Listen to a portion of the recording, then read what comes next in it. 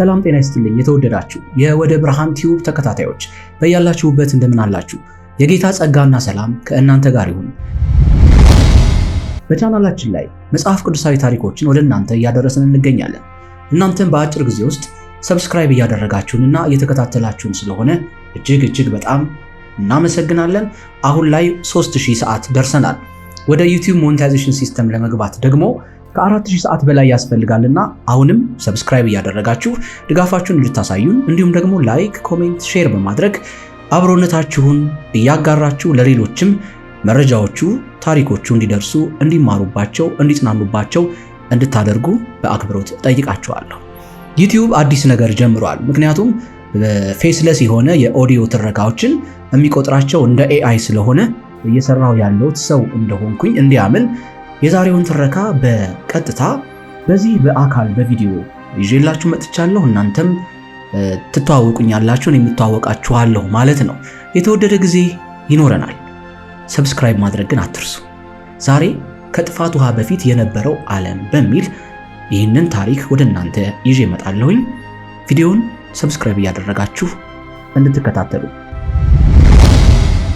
በቻናላችን ላይ እንደምትመለከቱት በርካታ የቻናላችን ተከታታዮች ሰብስክራይብ ሳታደርጉ ነው የምትከታተሉት። ስለሆነም እኔን ለማበረታታት ለማገዝ ሰብስክራይብ እያደረጋችሁ ብትመለከቱ፣ ምክንያቱም ይህ ሁሉ ፐርሰንት የሚያሳየው ሰብስክራይብ ያላደረገ ሰው ነው ቻናሉን የሚከታተለው ማለት ነው። ስለዚህ ሰብስክራይብ አድርጉ፣ አትከፍሉበትም። እኔ ግን እጠቀማለሁ። ሰብስክራይብ እያደረጋችሁ ነው። እነሆ ወደ ታሪኩ።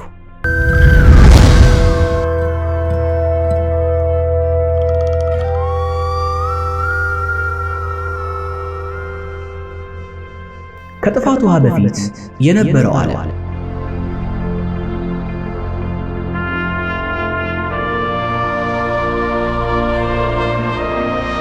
አንድ ሰው ለበርካታ አስርት ዓመታት ክፍት ሰማይ ስር ግዙፍ የእንጨት መርከብ ሲገነባ መላው ትውልድ እየጠቆመ ይስቅበትና ይሳለቅበት ነበር። እርሱን አብዷል ብለው አሰቡ፣ ሞኝ ነው ብለው አጣጣሉት።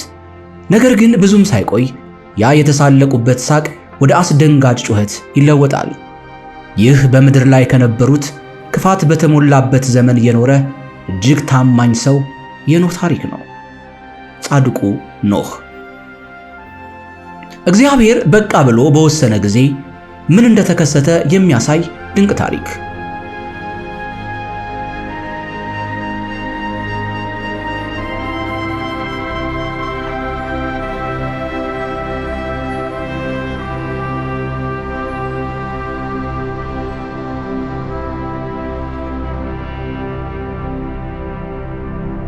በመጀመሪያ እግዚአብሔር ወደ ምድር ተመለከተ፣ ልቡንም የሚሰብር ነገር አየ። እርሱ የፈጠራት መልካም ብሎ የጠራት ተለይታ የማትታወቅ የሆነችውን ዓለም አይቶ አዘነ።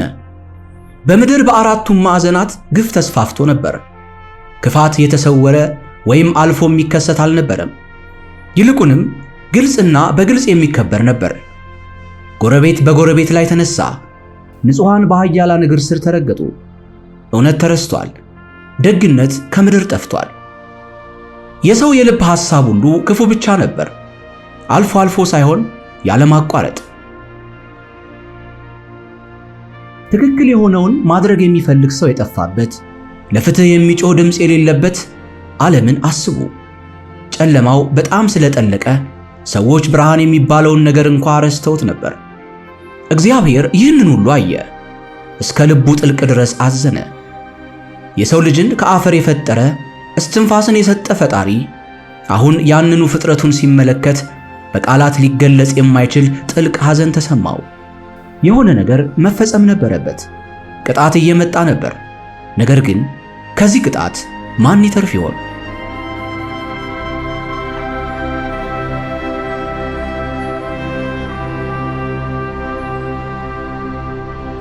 በዚያ ጨለማ መሃል አንድ ሰው ነበር። ስሙም ኖህ ይባላል። እንደምናስበው ፍጹም ሰው አልነበረም። ነገር ግን በዚያ ዘመን ብርቅና አስደናቂ የሆነ ባህሪ የነበረው ታላቅ ሰው፣ ጻድቅ፣ ከእግዚአብሔር ጋር አካሄዱን ያደረገ ንዑድ ክቡር የሆነ ሰው። ዓለም ክፋትን በመረጠችበት ጊዜ ኖህ ግን የተለየ መንገድን መረጠ። እግዚአብሔርን ሙሉ በሙሉ በረሳች ዓለም ውስጥ ኖህ በየቀኑ እርሱን ያስብ ነበር። ፈሪሃ እግዚአብሔር ያደረበት ሰው። በክፋት በተከበቡ ጊዜ ጎረቤቶቹ ክፉውን ሲያደርጉ እግዚአብሔር የለም ወይም ግድ የለውም የሚሉ ሰዎች መሳለቂያ እየሰሙ ቀን በቀን በታማኝነት መጓዝ ምን ማለት እንደሆነ አስቡት።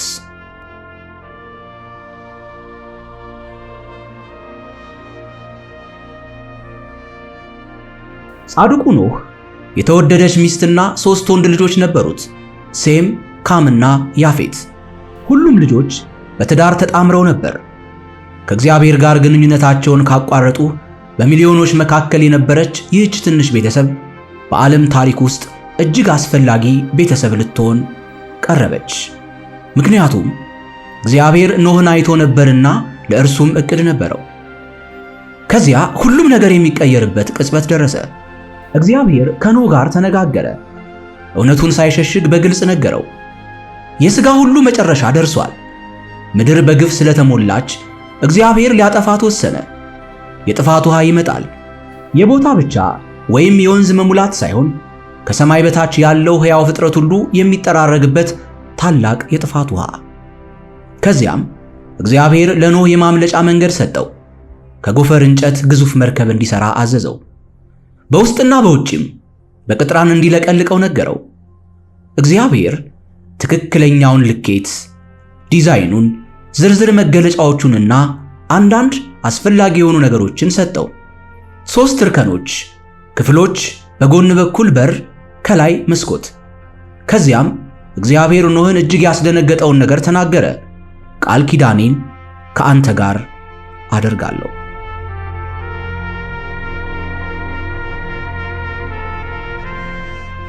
በምድር ላይ ካሉት ሕያዋን ሁሉ እግዚአብሔር ኖህን፣ ሚስቱንና ልጆቹን ምራቶቹንም መረጠ። በሚሊዮኖች መካከል 8 ሰዎች ብቻ። ነገር ግን የሚያስደንቀው ነገር ይህ ነው። ኖህ እስካሁን ዝናብ ከሰማይ ወርዶ አይቶ አያውቅም ነበር። እግዚአብሔር የገለጸለት የጥፋት መጠን ከሰው ልጅ ልምድ በላይ ነበር። ነገር ግን ከኖህ በኩል ምንም ክርክር፣ ረጅም ክርክር ወይም ብዙ ጥያቄዎች አልነበሩም። ኖህ በእግዚአብሔር አመነ፣ መርከቢቱንም መገንባቱን ጀመረ። የተወደዳችሁ ከዚህ በኋላ ትረካውን በኦዲዮ እንደሚከተለው አደርሳለሁ። መጨረሻ ላይ ደግሞ እንዲሁ ተመልሼ በምስል የምንደመድም ይሆናል። ቪዲዮን ላይክ፣ ኮሜንት፣ ሼር እንዲሁም ደግሞ ሰብስክራይብ እያደረጋችሁ ተመልከቱ። የተወደደ ጊዜ ይሆንላችሁ።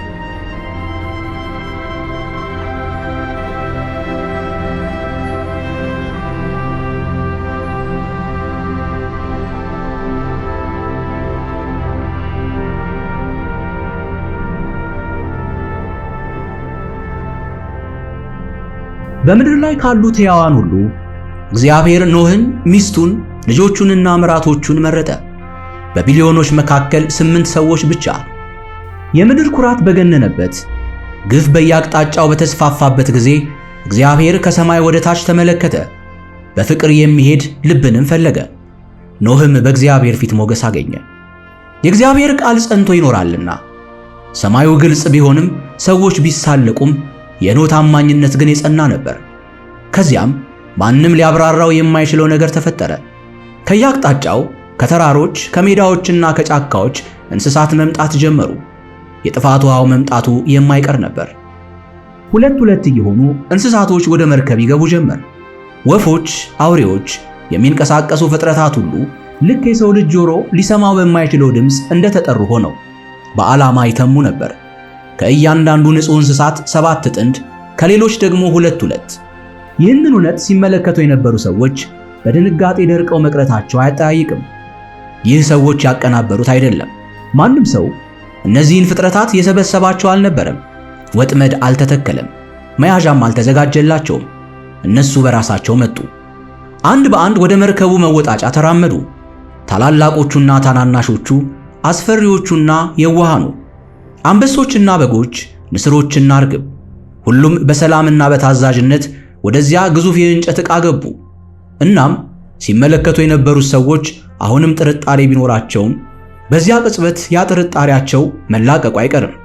ምክንያቱም ከሰው ልጅ ግንዛቤ በላይ የሆነ ቅዱስ ነገር እየተፈጸመ ነበር። ቢሆንም በጣም አሳዛኝ በሆነ ሁኔታ ያኔም ቢሆን ወደ ልቦናቸው አልተመለሱም። እንስሳቱ ከፊታቸው ሲያልፉ እንኳ ለምህረት አልጮሁም። ለምን? የኖህ ቤተሰቦች ወደ መርከቡ ገቡ። እግዚአብሔር የጥፋት ውሃው በ7 ቀን ውስጥ እንደሚመጣ ነግሯቸው ነበር። ለመዘጋጀት 7 ቀናት፣ ያውቁት የነበረውን ዓለም ለመሰናበት 7 ቀናት። እናም ያ ቀን ደረሰ። እግዚአብሔር ራሱ በሩን ዘጋው። ኖህ ወይም ልጆቹ አይደሉም፣ እግዚአብሔር ነው የዘጋባቸው። ከዚያም በውጭ በኩል ዝምታ ሰፈነ። የሚንኳኳ በር፣ የሚከፈት መዝጊያ ወይም ከውስጥ ያለውን ቤተሰብ የሚያገኝ ድምፅ አልነበረም። ዓለም ዕድል ተሰጥቷት ነበር። ነገር ግን ያ ዕድል አልፎ ነበር። ክፍት የነበረው ሁሉ ለዘላለም ተዘጋ። በዚያ ቅጽበት ሰው ሊሸከመው ከሚችለው በላይ የሆነ ክብደት አለ። እግዚአብሔር የዘጋው በር የመጨረሻነት፣ የቀረበውና ያልተቀበሉት የእግዚአብሔር ምሕረት፣ የተሰጠውና የባከነው የእግዚአብሔር ትዕግሥት። ለ7 ቀናት ኖህና ቤተሰቡ በጨለማው መርከብ ውስጥ ተጠባበቁ።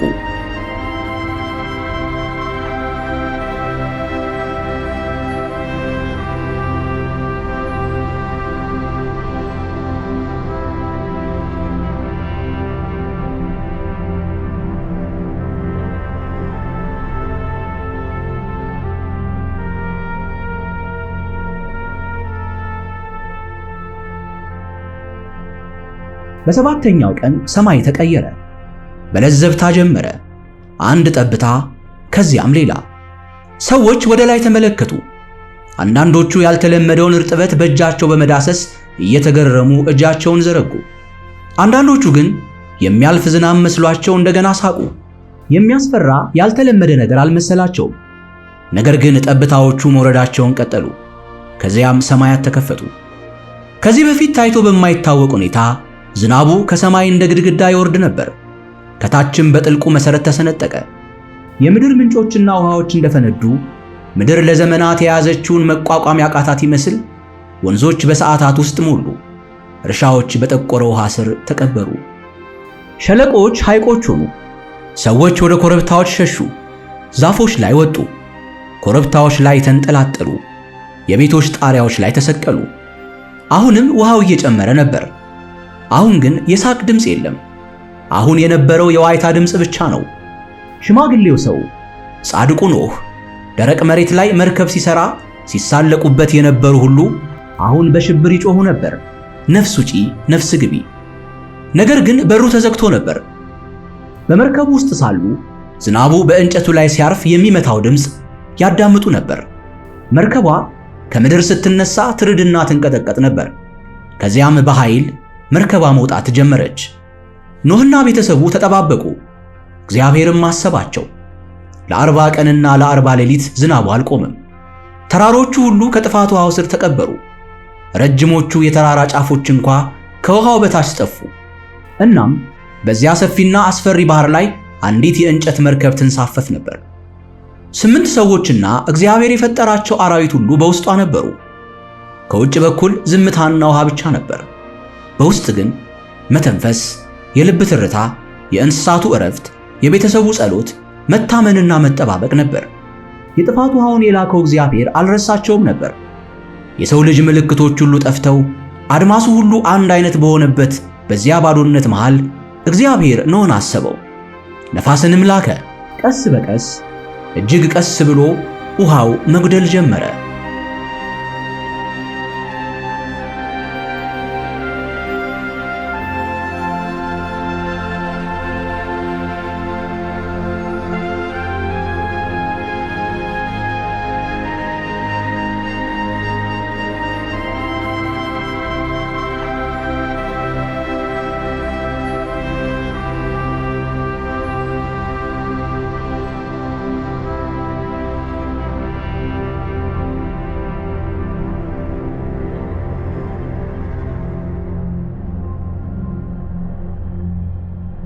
ዝናብ መጣልና ውሃው መፍሰስ ከጀመረ 150 ቀናት በኋላ መርከቧ በአራራት ተራሮች ላይ አረፈች። ቤተሰቡ መርከቧ እንቅስቃሴዋ መቆሙን አወቁ። ለወራት ያህል ሳይሰማቸው የቆዩትን ጠንካራ መሬት ከእግራቸው በታች ተሰማቸው። ነገር ግን ገና ማየት አልቻሉም ነበር። ኖህ መስኮቱን ከፍቶ ቁራን ለቀቀ። ቁራው ውሃው እስኪደርቅ ወዲያ ወዲህ ይበር ነበር። ከዚያም እርግብን ለቀቀ። ውሃው ገና ስላልደረቀ ተመለሰች። 7 ቀናት እንዲህ ባለ ሁኔታ አለፉ። እርግብን እንደገና ለቀቃት። በዚህ ጊዜ በአፏ አንድ አዲስ የተቆረጠ የወይራ ቅጠል ይዛ ተመለሰች። ኖህ ያችን ትንሽ አረንጓዴ ቅጠል ሲያይ ከውስጡ አንድ ነገር ተሰበረ። ሕይወት፣ የሆነ ቦታ ሕይወት እየተመለሰ ነበር። አንድ ቅጠል፣ የሰው ልጅ ካያቸው እጅግ ውብ ነገሮች አንዱ፣ ልምላሜ፣ ተስፋ። እንደገና 7 ተጨማሪ ቀናት። እርግብን ለመጨረሻ ጊዜ ለቀቃት። እሷም አልተመለሰችም። ከዚያም እግዚአብሔር እንዲህ አለ፣ ከመርከቡ ውጣ። ኖህ በሩን ከፈተ። ወደ ደረቅ መሬት በወጣ ጊዜ ያደረገው የመጀመሪያ ነገር መሠዊያን መስራት ነበር። አልሮጠም፣ አልጮኸም፣ የጠፋውን ነገር አልቆጠረም፣ ወይም ምን ያህል መገንባት እንዳለበት አላሰላሰለም። እግዚአብሔርን አመለከ። እግዚአብሔርን መሠዊያው ላይ አመለከ። የዓለም መጨረሻ የደረሰበትን ሸለቆ አልፎ በጸጋ ብቻ የወጣ ሰው ልብ ነበር፣ ጻድቅ ኖህ። እግዚአብሔርም ከኖህ ከሰው ልጅ ሁሉ ከሚንቀሳቀሱና ከሚበሩ ፍጥረታት ሁሉ ጋር ቃል ኪዳንን አደረገ። ዳግመኛ በውሃ ጥፋት ሕይወት አይጠፋም። ዳግመኛ ውሃ ሁሉን ነገር አይውጥም። እናም የቃል ኪዳኑ ምልክት አድርጎ እግዚአብሔር ከሰማይ ላይ አንድ ነገር አኖረ፣ ቀስተ ደመና። እያንዳንዱ ቀለም በደመናው መካከል ታየ። ከአድማስ እስከ አድማስ የሚዘረጋ እጅግ ውብ ነገር፣ በብርሃን የተጻፈ ቃል ኪዳን። ዝናብ በዘነበ ቁጥርና ፀሐይ በወጣች ቁጥር እግዚአብሔር እንደሚያስብ የሚያስታውስ ምልክት፣ እግዚአብሔር ቃሉን እንደሚጠብቅ ጸጋው እውነት እንደሆነ የሚያሳይ። ኖህ በዚያ በታጠበ ባዶ ምድር ላይ ቆሞ በላዩ ላይ የሚታየውን ቀለም ይመለከት ነበር። የቀስተ ደመናው ኅብር ቀለም። ዓለሙ ሁሉ አዲስ ነበረ። ጸጥታ ሰፍኖ ነበር። አንዳች ተንቀሳቃሽ ፍጥረት በምድር ላይ አይታይም። ምድር እንደገና መጀመሯ ነበር። የአንድ ሰው እምነት፣ የጻድቁ የኖህ እምነት 8 ሰዎችን የዓለም መጨረሻን አሳልፎ አሻገራቸው። አሁን ደግሞ ከጥፋት ውሃው ማዶ ለሰው ልጅ አዲስ ምዕራፍ ተከፈተ። በክፋት ቋንቋ የተጻፈ ሳይሆን እግዚአብሔር ለኖህ በገባው የቃል ኪዳን ቋንቋ የተጻፈ ኪዳን። ቀስተ ደመናው አለፈ። ነገር ግን እግዚአብሔር ለኖህ የገባለት ቃል ኪዳን ቃሉ ይታጠፍ ዘንድ አይችልም። ምክንያቱም ቃልን የገባለት የሰማይና የምድር ፈጣሪ ያህዌ ኤሎሂም እስራኤል እኔ ነኝ ያለ የአባቶቻችን አምላክ እግዚአብሔር ነውና።